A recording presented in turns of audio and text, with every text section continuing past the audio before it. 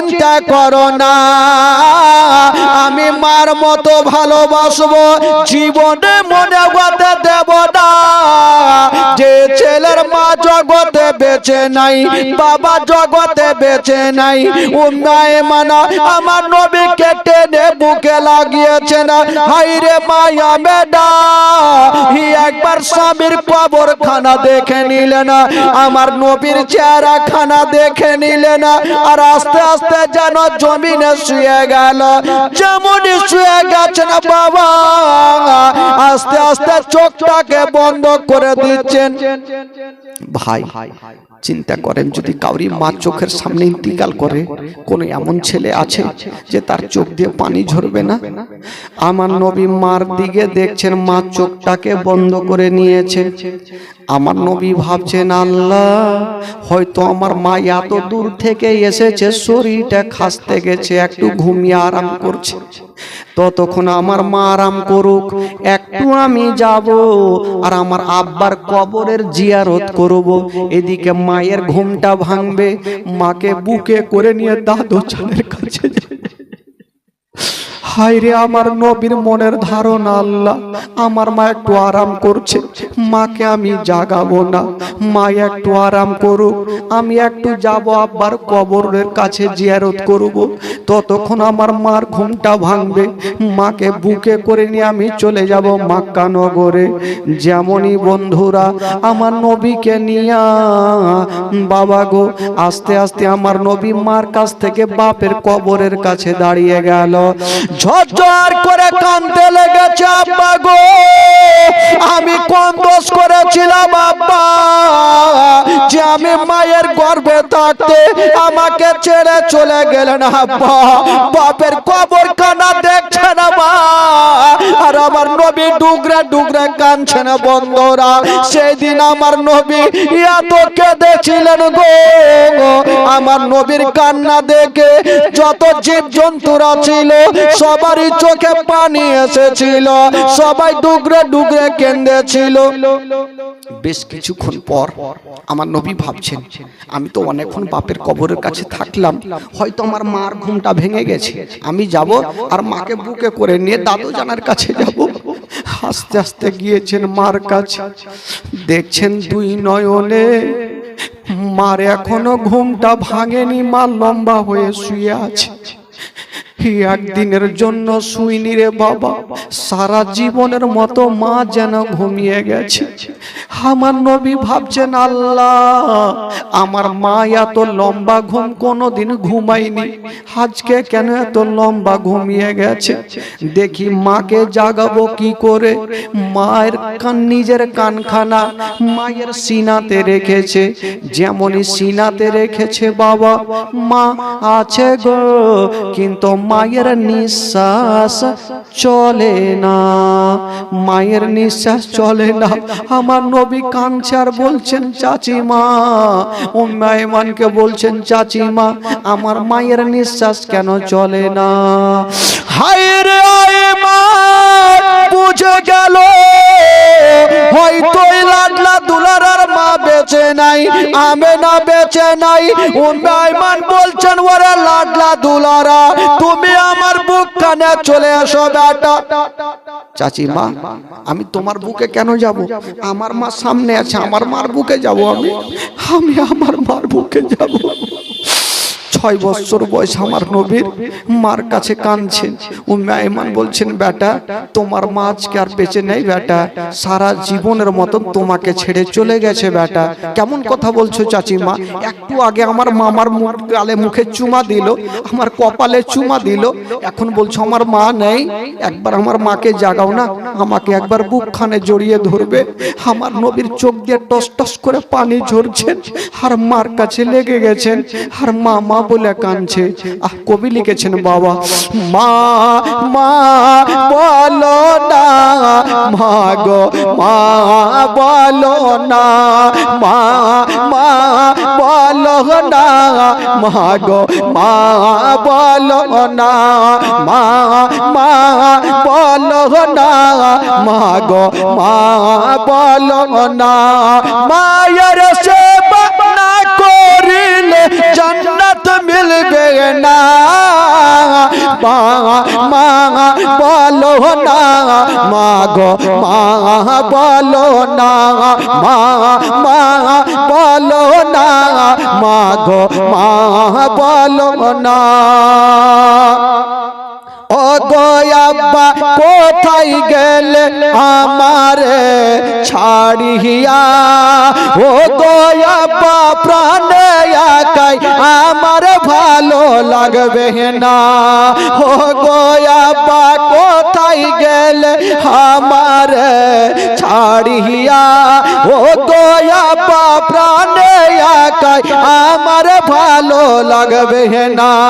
ও গো আব্বা যেও না ছেড়ে আমায় চলিয়া, মা বলো না, মা গো মা বলো না, মা বলো না, মা গো মা বলো না, মা বলো না, মা গো মা বলো না। উম্মু শেখ 1000 টাকা দান করেছেন, আল্লাহ পাক তার দানকে কবুল করুন। ও গো আম্মা কোথায় গেলে আমারে ছাড়িয়া, ও গো আম্মা প্রাণে একাই আমার ভালো লাগবে না। ও গো আম্মা যেও না ছেড়ে আমায় চলিয়া, মা বলো না, মা গো মা বলো না, মা বলো না, মা গো মা বলো না, মা বলো না, মা গো মা বলো না, মা বলো না। আমার নবী ডুগরে ডুগরে কাঁদছেন। মা গো একবার আমাকে বুকখানে জড়িয়ে ধরো মা। উম্মে আইমান বুঝে গেল আমেনার জগতে বেঁচে নাই। উম্মে আইমান আমার নবীকে টেনে বুকে লাগিয়ে বলছেন, বেটারে আর মা বলে কান্দিও না, চলো তুমি আমার সঙ্গে চলো। উম্মে আইমান আমার নবীকে নিয়েছেন আর যেন আল্লাহর কাছে দোয়া করছেন, আল্লাহ আমি ছেলেকে বুঝাবো না আমেনার কাফন দাফন করব। যেমন এই কথা বলতে নাই আল্লাহ দরবারে দোয়া কবুল হয়ে গেল। জঙ্গলের দিক থেকে রাকিউল সাহেব কত 500 আছে, 500 টাকা আছে রাকিউল সাহেব। জঙ্গলের দিক থেকে দুটা সাদা রঙের পোশাক পরে লোক চলে আসিল। আমেনাকে উম্মে বলছেন, আয়েমান তুমি চিন্তা করো না, আমেনাকে দাও, আমরা আমেনার দাফন করিয়ে দেব। বাবা গো মা আমেনার দাফন করিয়ে দিয়েছেন। যে দুইটা লোক, সেই দুইটা লোকের নাম কি ছিল? একজনের নাম ছিল জিবরাইল, একজনের নাম ছিল মিকাইল। দাফন করা হইল। মা আমেনা সারা জীবনের মতো এই জগৎটা ছেড়ে চলে গেলেন। সকলে পড়ুন, ইন্না লিল্লাহি ওয়া ইন্না ইলাইহি রাজিউন। আমেনা জগৎটা ছেড়ে চলে গেলেন। বাবা হায় রে আইমান, আমার নবীকে বুক কানে নিয়া যেন বাবা মক্কার দিকে চলে যাচ্ছে না। বাবা একটু দূর আগিয়ে গিয়েছেন। ভাই আব্দুল মুত্তালিব যে 8 দিনের ছুটি দিয়েছিল, যখন একটা মাস কেটে গেছে, বৃদ্ধ আব্দুল মুত্তালিব একটা চেয়ারে বসে আছে আর একটা চেয়ারে পা খানা রেখে মাথাটা নিচু করেছে আর ছোট বাচ্চার মতো ডুগরে ডুগরে কাঁদছে, আমার আমেনা কেন আসে না, আমার আমেনা কেন আসে না। ওইদিকে উম্মে আইমান আমার নবীকে নিয়ে আসছেন, কিন্তু আমেনার আসে না ঘুরে। উম্মে আইমান বলছেন, বেটারে তুমি 1 পা 2 পা করে আগাও বেটা, আমি তোমার দাদু জানের জন্য কিছু খাবার কিনে নি বেটা। উম্মে আইমান হাটের দিকে বাজারে গেল আর আমার নবী মুস্তাফা দাদু জানের সামনে গিয়ে দাঁড়িয়ে গেছেন। যেমনই দাদু জানের সামনে দাঁড়িয়ে গেছেন বাবা শুধু বলেছেন দাদু জান। আব্দুল মুত্তালিব মাথাটা তুলেছেন আর বলছেন দাদু ভাই তোমার মা কোথায়? শুধু মা শব্দখানা বলেছে আর যেন মুখে বলতে পারে না। আব্দুল মুত্তালিব বুঝে গেল আমার আব্দুল্লাহ যেমন এলো না, আমার আমেনাও ঘুরে এলো না। বাবা গো, আমার নবীকে টেনে বুকে লাগিয়েছেন, গালে মুখে চুমা খাচ্ছেন আর বলছেন দাদু ভাই তুমি কান্দিও না, তুমি চোখের পানি ফেলিও না। আমার কলেজা তোমার কদমের নিচে বিছিয়ে দেব, কিন্তু তোমারে কোনোদিন কোনো কষ্ট হতে দেব না। সুবহানাল্লাহ, সুবহানাল্লাহ। আর জোরে বলুন সুবহানাল্লাহ, সুবহানাল্লাহ, সুবহানাল্লাহ। আব্দুল মুত্তালিব বলছেন দাদু ভাই তোমার মা নাই তো কি, আমি তোমার দাদু জান বেঁচে আছি, আমার কলেজা তোমার কদমের নিচে বিছাবো ভাই, কিন্তু তোমার কষ্ট দিব না। হাজার হলো মার মতন কেউ হবে ভাই, মার মতন কেউ হবে না। আমার নবী মাকে হারালেন, বাবাকে হারালেন, তারপরে আমার নবী দাদু জানের কাছে থাকতে লাগলেন। দিন যায় সময় কাটে, দিন যায় সময় কাটে। এই করতে করতে আব্দুল মুত্তালিব একদিন আমার নবীকে নিয়ে ঘুমিয়েছিলেন। যখনই উঠেছেন দেখছেন আমার নবীর দুটা চোখ লাল হয়ে গেছে। আব্দুল মুত্তালিব জিজ্ঞাসা করছেন কেন লাল হয়েছে জানেন? মার জন্য কেঁদেছে, মার জন্য বাপের জন্য এত কেঁদেছে, চোখগুলা লাল লাল হয়ে গেছে। আব্দুল মুত্তালিব বলছেন দাদু ভাই তুমি কাঁদছো কেন? তোমার চোখ লাল কেন, ব্যথা হয়? হ্যাঁ দাদু জান আমার চোখ খুব ব্যথা হয়। আব্দুল মুত্তালিব আমার নবীর হাতখানা ধরেছেন আর নিয়ে যেতে আরম্ভ করেছেন জঙ্গলের দিকে। আমার নবী বলছেন দাদু জান কোথায় নিয়ে যাবেন? আব্দুল মুত্তালিব বলছেন দাদু ভাই যদিও 7 সমুদ্র পার হতে হয় হব, যতক্ষণ পর্যন্ত তোমার চোখের দাওয়া না করে দেব আমি আব্দুল মুত্তালিব বাড়ি ফিরে আসব না। যাব যত দূর যেতে হয় যাব, তোমার চোখের দাওয়া না করলে আমি বাড়ি ঘুরে আসবো না। আব্দুল মুত্তালিব আমার নবীকে নিয়ে চলে যাচ্ছেন।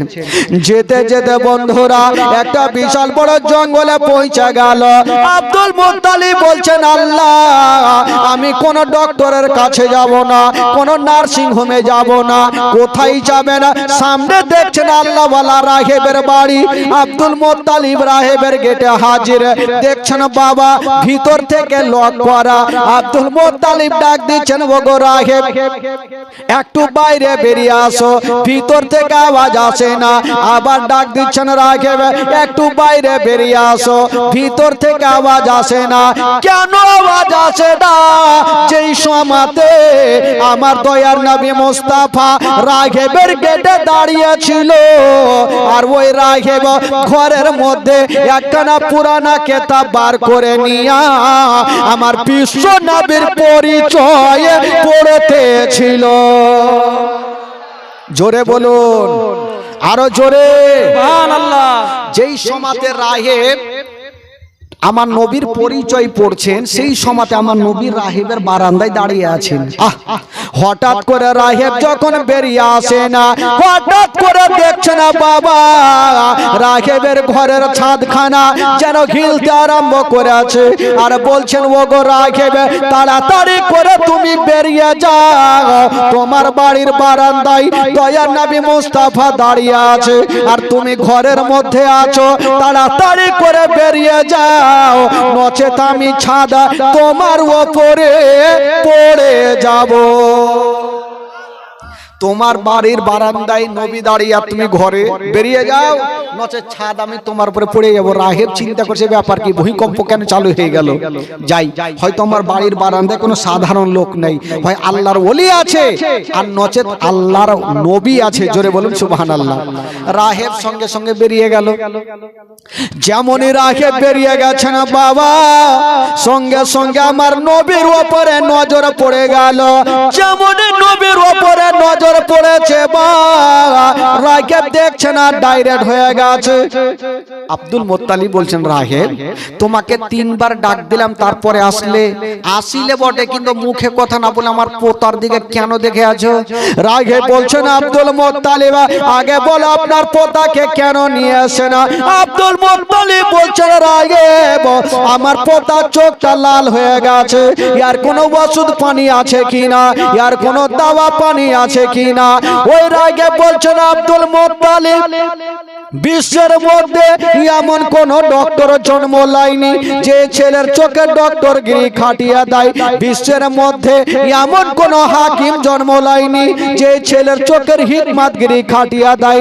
বিশ্বের মধ্যে এমন কোন সার্জন জন্ম লাইনি যে ছেলের চোখের সার্জনগিরি খাটিয়া দেয়। তবে আমার পোতার কি চোখটা ভালো হবে না? বলে হবে। তুমি এখনই বললে হাকিমের হিকমতগিরি চলবে না, সার্জনগিরি চলবে না, তো চোখ কি করে ভালো হবে? বলে এক কাজ করো, ওগো রাহেব চোখ ভালো হবে কি করে?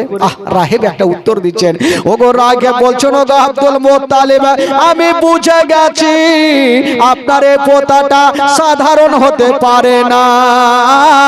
আপনার এই পোতা যদি হয় তবে শেষ জামানার নবী হবে।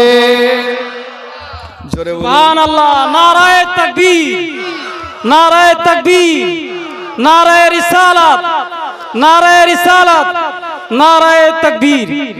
আপনার এই পোতা যদি হয় তবে শেষ জামানার নবী হবে। তবে রাহেব বলছেন, আব্দুল মোত্তালিব আপনি বাড়ি নিয়ে যান আর আপনার পোতাকে বিছানাতে শুইয়া দিও, আর ইনারে থুথু মোবারকা নিয়া উনারি চোখে লাগিয়ে দিও, সঙ্গে সঙ্গে চোখ ভালো হয়ে যাবে। আব্দুল মোত্তালিব ভাবছেন, আমি জীবনেও শুনিনি যে থুথুতে চোখটা ভালো হবে। রাহেব যখন বলেছে একবার নিয়ে যাই দেখি, আমার নবীকে নিয়ে গেল, বিছানাতে শুইয়া দিল, আমার নবীর থুতু মোবারকা নিয়া একটু চোখে লাগিয়ে দিয়েছেন আর বলছেন, দাদু ভাই বলো তোমার কোন চোখটাতে ব্যথা করে? আমার নবী বলছেন, দাদু জান আমার কোন চোখটাতে ব্যথা করে আমি কিছুই বুঝতে পারি না। আমার নবীর থুতুতে চোখটা ভালো হইল। আমরা যে থুতু দিই সেটা হয় থুতু, আর আমার নবী যে থুতুগুলা দেয় সেটা হলো একটা ওষুধ। আচ্ছা বলুন তো ভাই, আমাদের থুতু যদি চোখে দিত ভালো হবে? জোরে বলুন, ভালো হবে না কানা হবে? আরো কানা হয়ে যাবে।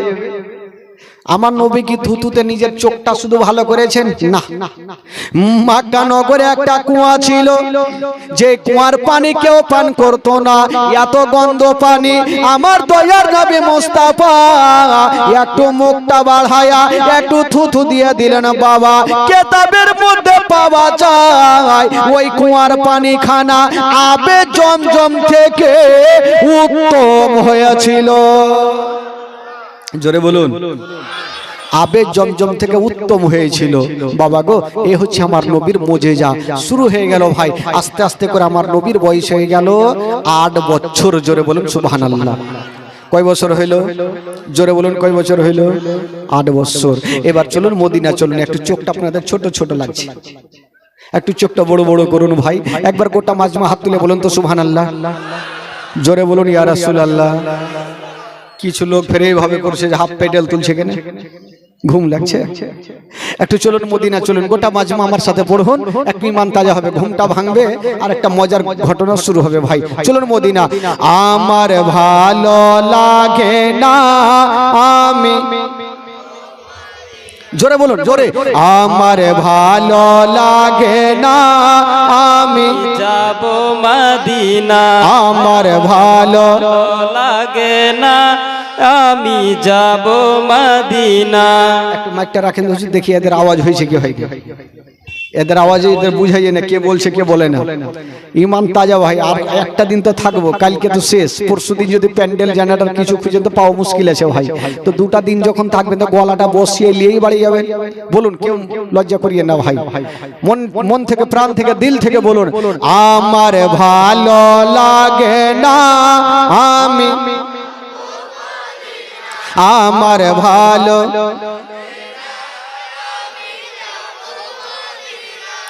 ঢেকি বান